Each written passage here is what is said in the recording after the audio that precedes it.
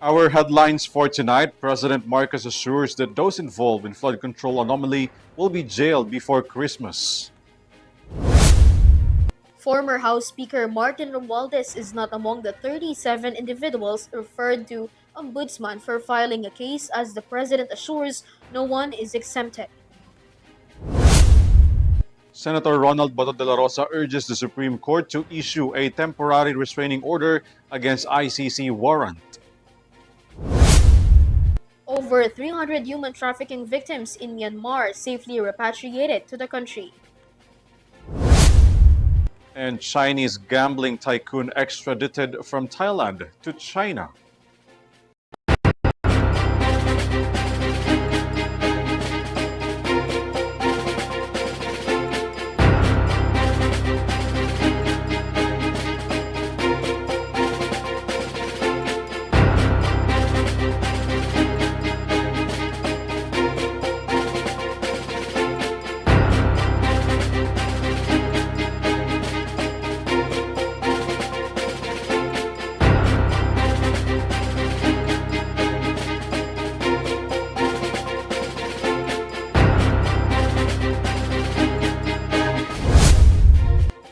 Good evening, bringing you the latest news for tonight. I am ALVIN.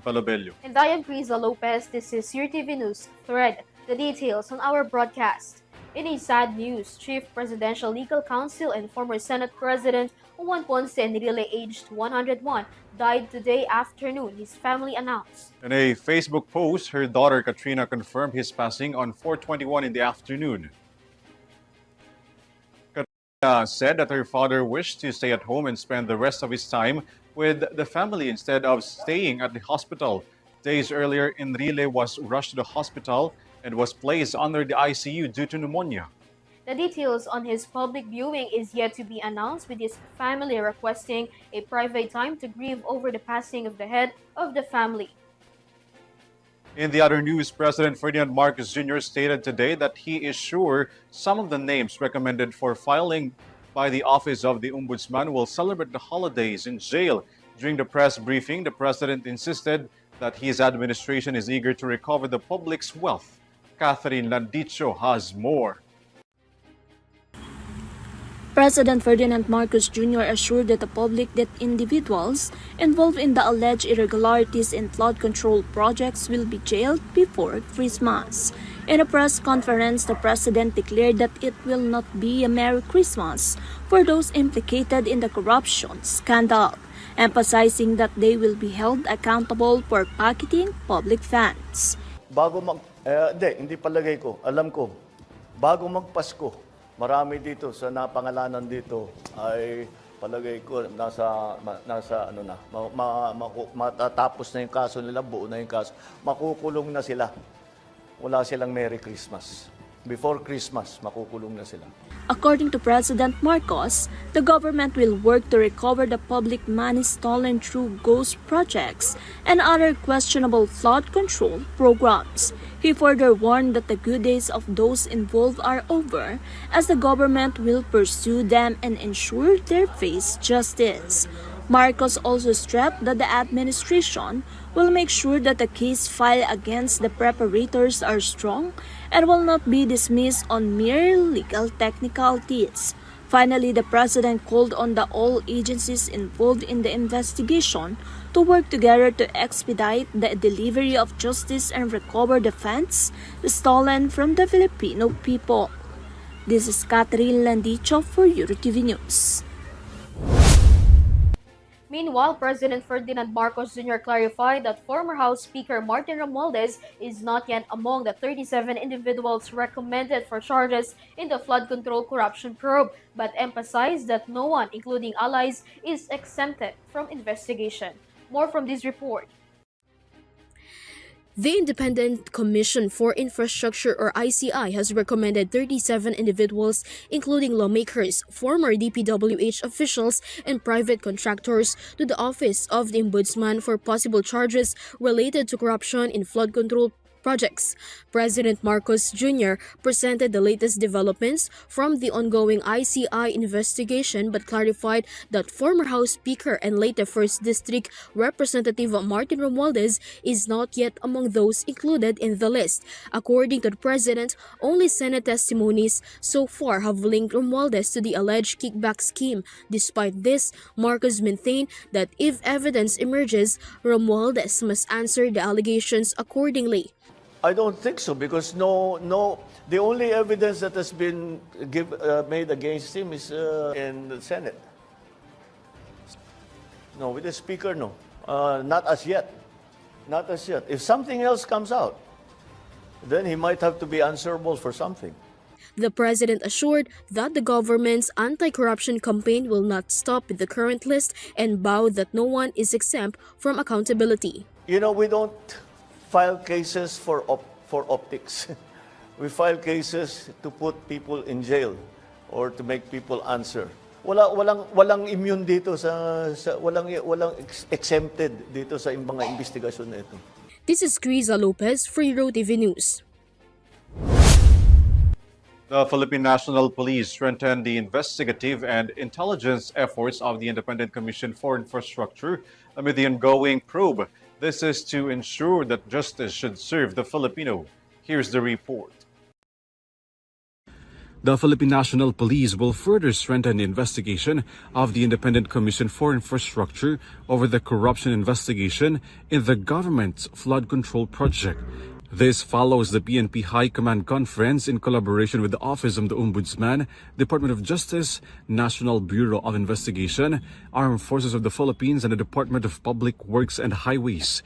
PNP Acting Chief Police Lieutenant General Jose Melencio Natates Jr. emphasized the important role of the police as law enforcers and defenders of the truth to ensure the integrity of every investigation. At the same time, ensuring that justice will be delivered to Filipinos. According to the PNP, they will strengthen the investigative and intelligence efforts of the ICI in collaboration with other agencies amid the investigation. DPWH Secretary Vince Dizon stressed that they will send inspection teams to different parts of the region to ensure the legitimacy of the department's projects. Dizon explained that there are more than 40 individuals that will file cases before the Sandigan Bayan, including non-bailable cases. The ICI is set to recommend the filing of cases before the Office of the Ombudsman against at least 30 former and incumbent senators. This is ALVIN PELOVBELLO for Eurotv News. In relation to the flood control project corruption, Makabayan Bloc wants to investigate the alleged anomalous flood control project in Davao City, aiming to scrutinize the 80 projects. Mia Layagin has more. It has been a week since ACT Teachers Party List Representative and House Deputy Minority Leader Antonio Tino revealed the alleged red flag flood control projects in Davao City, a territory of the Duterte family. Based on the data presented by Tino, there are 80 flood control projects for the Davao and Matina rivers from 2019 to 2022 amounting to over 4 billion pesos that are anomalous. On Thursday, Tino formally filed a resolution urging the lower chamber to conduct a congressional inquiry on the alleged anomalies in Davao.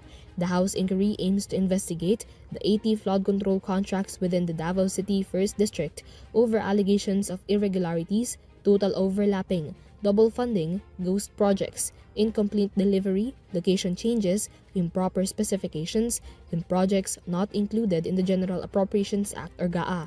Tino said that 49 of these are congressional insertions and that the top contractor is Genesis 88, owned by Glenn Escandor, former presidential advisor for sports under former President Rodrigo Duterte, and is said to be a campaign donor of BP Sara. Tino cited Congressman Paulo Pulong Duterte's earlier remarks that Davao has nothing to hide, including the denial of the allegations. The lawmaker said that this remark is a challenge to the authorities to conduct an investigation on the alleged anomalous projects. He further added that the public deserve to know the truth behind such allegations and whether this is another issue of fund misuse. This is Mia Layagin for Eurotv News. Senator Ronald Bato de la Rosa has asked the Supreme Court to issue a temporary restraining order to block the enforcement of the International Criminal Court's arrest warrant against him. More from this report. Senator Ronald Bato de la Rosa has filed a petition before the Supreme Court seeking a temporary restraining order or TRO to stop the enforcement of the International Criminal Court or ICC's arrest warrant against him. In an urgent manifestation jointly filed by De La Rosa and former President Rodrigo Roa Duterte, they also asked the government to cease all cooperation with ICC, including providing assistance to witnesses through the Witness Protection Program or similar initiatives. They likewise requested to halt any communication or correspondence between Philippine agencies and the ICC. The petition further directed the Department of Foreign Affairs or DFA and the Department of Justice or DOJ to submit sworn statements confirming whether Ombudsman Jesus Crispin Remulla indeed received information from the alleged ICC arrest warrant. Both agencies were given 72 hours to respond. It will be recalled that Ombudsman Remulla earlier revealed he had obtained an electronic copy of the ICC warrant against De La Rosa but clarified it came from a third source, not officially from the ICC. Meanwhile, De La Rosa has been absent from Senate sessions for 3 consecutive days. This is KRIZZA Lopez for Eurotv News. Cavite Representative Francisco Kiko Barsaga announced he is facing a criminal complaint filed by the CIDG before the Quezon City Prosecutor's Office for allegedly inciting sedition and rebellion in connection with the violent September 21st anti-corruption rally in Manila. Mia Layagin has more. After an ethics complaint before the Congress, Cavite 4th District Representative Francisco Kiko Barzaga is now facing a criminal complaint related to the violence incidents on September 21 rally. In a Facebook post, Barzaga shared a copy of a subpoena issued to him by the Quezon City Office of the Prosecutor on November 12 for a complaint filed by the Criminal Investigation and Detection Group Major Crimes Investigation Unit. The complaint is about Barzaga's alleged violation of Article 142 and Article 138 of the Revised Penal Code or inciting to sedition and rebellion acts in relation to the violent incidents in Menjola and Recto, Manila amid the anti-corruption protest. The subpoena, however, did not include further details and basis of the case. According to the subpoena, Barzaga is required to appear before the prosecutor's office on the 18th and 25th day of November to counter the case. Motion to dismiss will not be allowed and Barzaga may only file for a counter affidavit regarding the complaint. On the same post, Barzaga tagged President Ferdinand Marcos Jr.'s account, dissing the president over the said case. Barzaga argued that this move will not stop people's revolution against corruption. On October, Barzaga led a people's protest on a subdivision in Makati City where some lawmakers tied with the flood control mess are supposedly living. This is Mia Layagin for Eurotv News. A United People's Initiative, a multi-sectoral group of retired military, religious leaders, and middle-class Filipinos, announced a 3-day protest rally at the EDSA People Power Monument from November 16 to 18 to demand accountability, justice, and integrity against corruption. More from Henry Nicolas.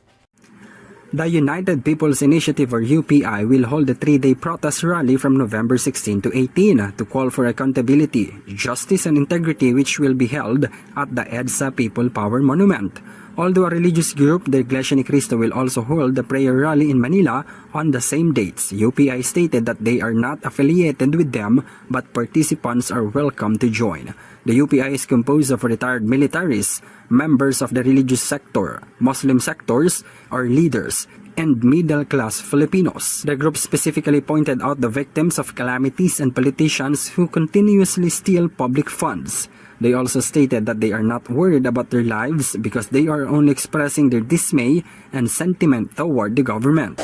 We are at its lowest, I think. No? Talagang nakaka-demoralize to na, talagang nasaktan tayo dito bilang Pilipino. Nasaktan talaga dito ang Pilipinas.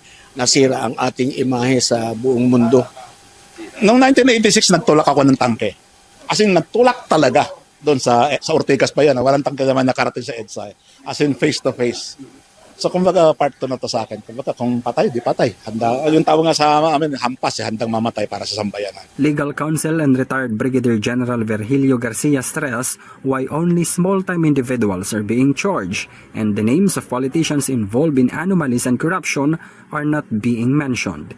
In a media briefing earlier, the president assured that names will be charged before Christmas this year.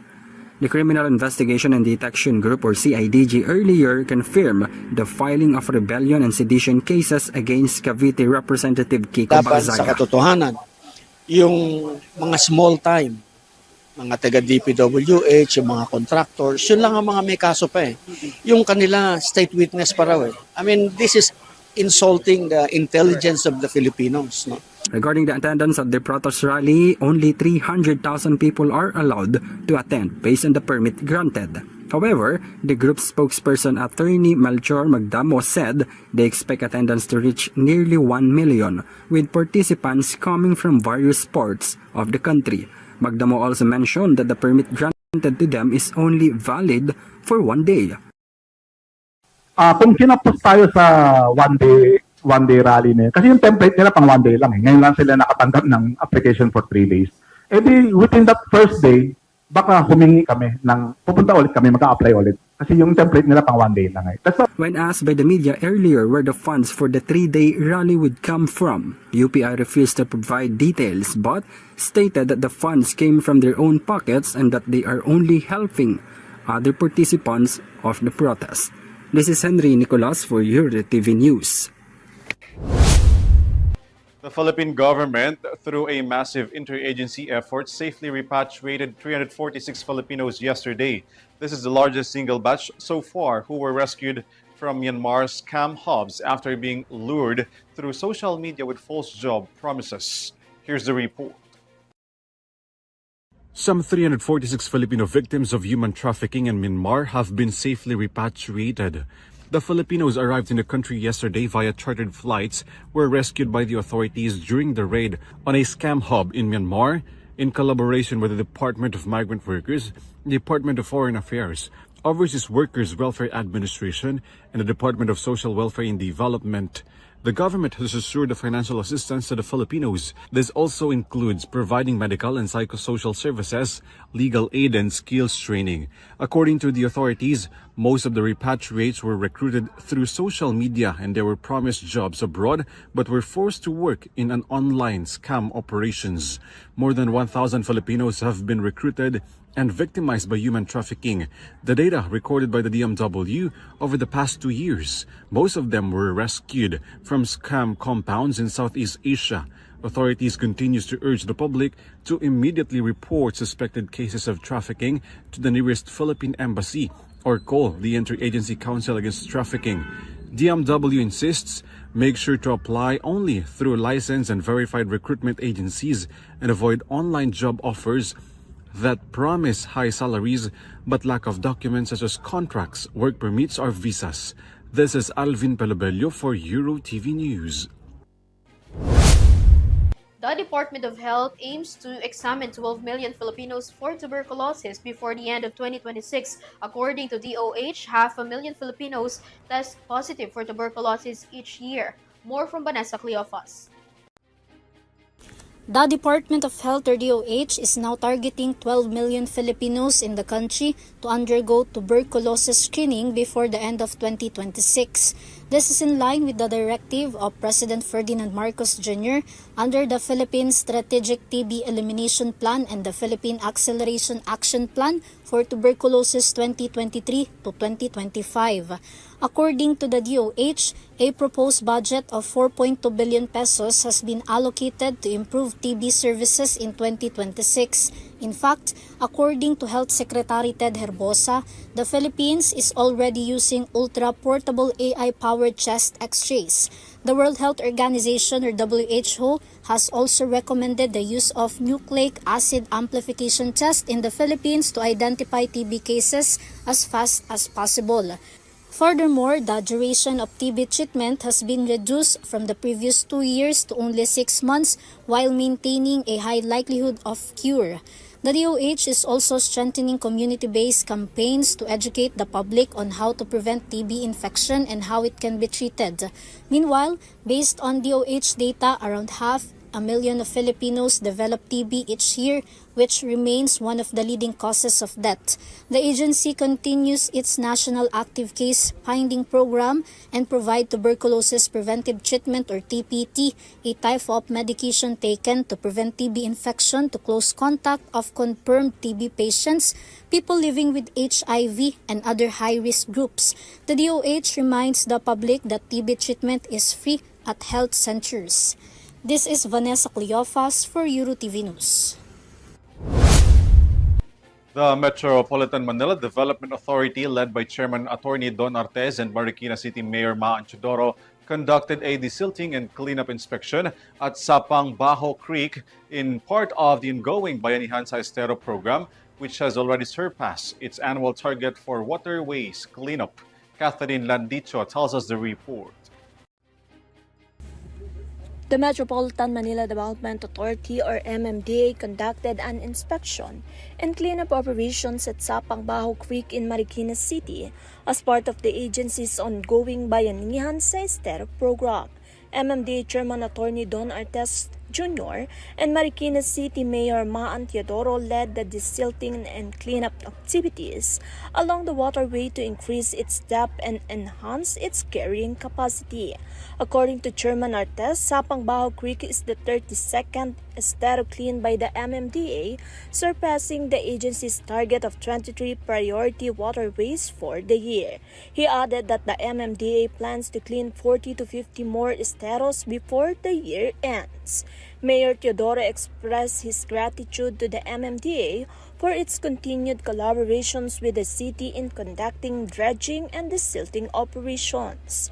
She emphasized that such efforts are crucial in reducing silt buildup, deepening the creeks, and preventing flooding in their communities. Meanwhile, Chairman Artes also mentioned that the MMDA is currently repairing the damaged flood wall in Napotas and the Paco floodgate in Manila, which caused flooding in the affected areas during the recent typhoon. This is Catherine Landicho for Eurotv News. The Philippine National Police Region 3 has arrested the most wanted person for frustrated murder and rape in Bulacan. Shai Morales tells us more.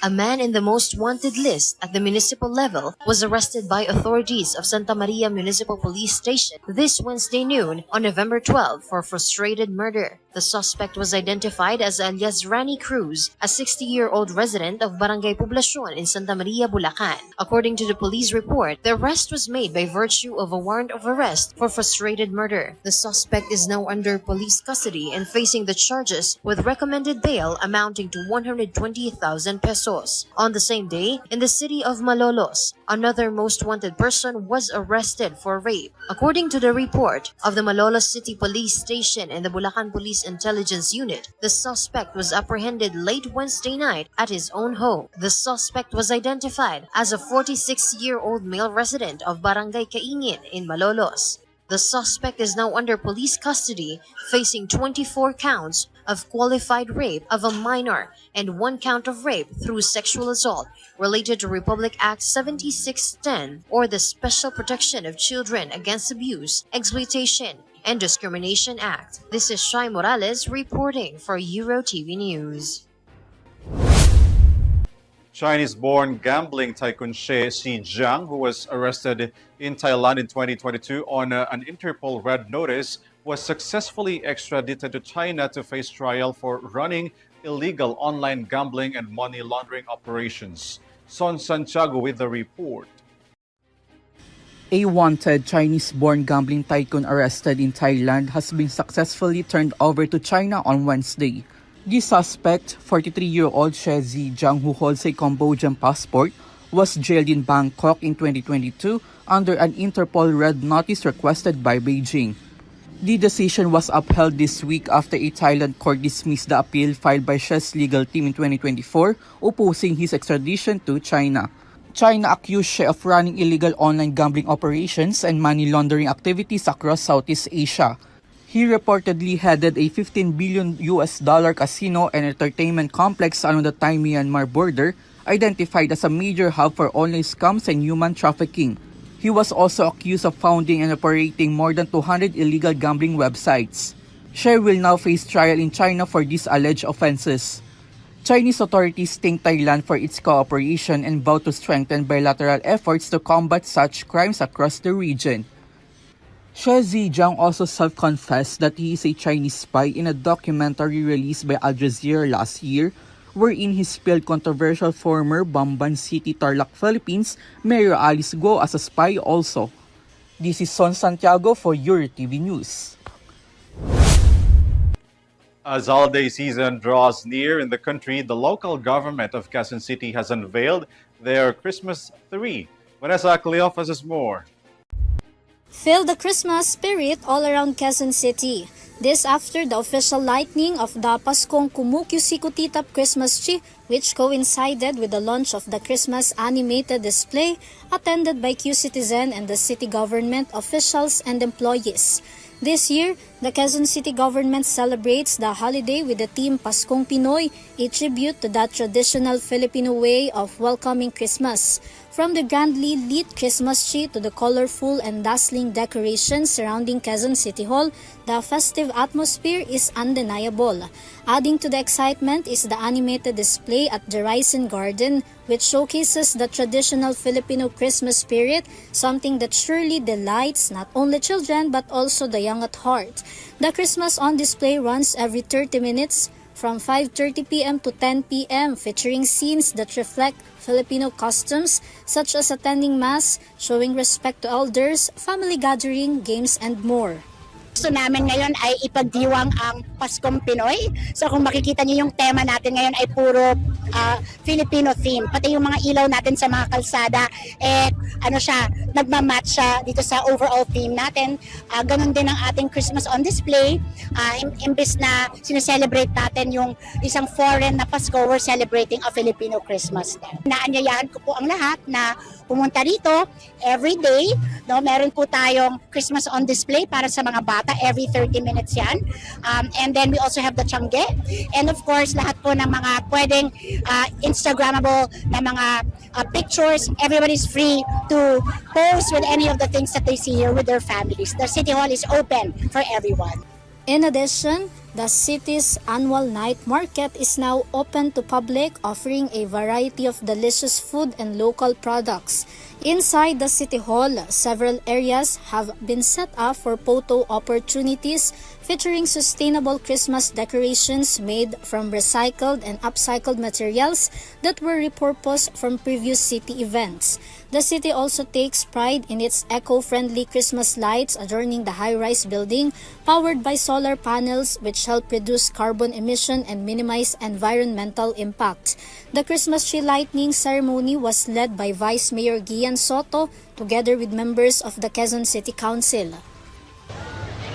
Christmas tree lighting is more than just a celebration of lights and colors.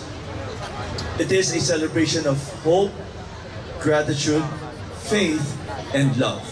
Meanwhile, the Christmas spirit extends beyond Quezon City Hall as a separate ceremony was also held for the lighting of the giant Christmas tree at the Quezon Memorial Circle, now filled with festive displays and holiday attractions.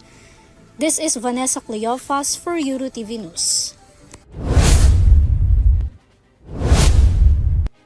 And that's the latest news for tonight. You may visit Eurotvph.com for more news and information. Once again, I am KRIZZA Lopez. You can also catch our live broadcast through our social media accounts and via Pinoy Stream channel. I am ALVIN PELOVBELLO. Thanks for joining us. This is Eurotv News Thread. Stay safe. Have a good night, everyone.